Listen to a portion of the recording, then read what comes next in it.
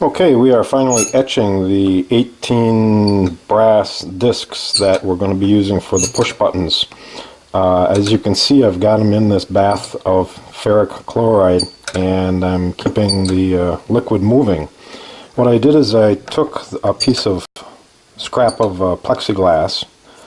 You can't use glass here because ferric chloride etches glass. So I took some plexiglass, a scrap I had, and I hot glued the 18 discs to the plexiglass, and you can see I put some blue tape on each disc before I glued it on. The blue tape acts as an etch mask to keep the back side of the disc from getting etched.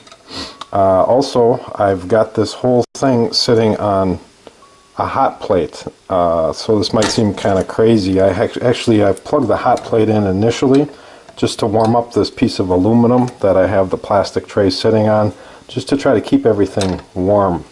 What I did initially is I put my bottle of ferric chloride in some hot water here and ran some hot water slowly for about 20 minutes or so, I think, just to warm this all up.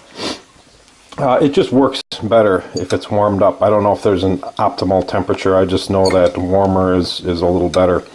It's 60 degrees down here in my basement, and I've got the ferric chloride now up to 98 degrees. It was about 105. Oh, there we go. Maybe 100 and something. Anyways, it's a lot warmer than 60 degrees. I've also set my handy, hold on here, just to give me a second. Okay.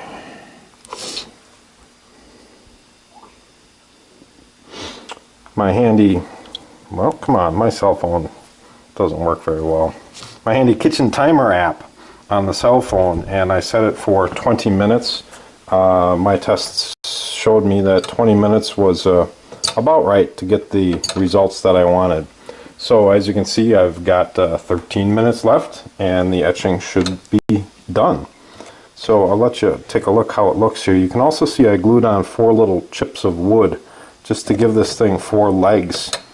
I've heard you're supposed to do this etching upside down.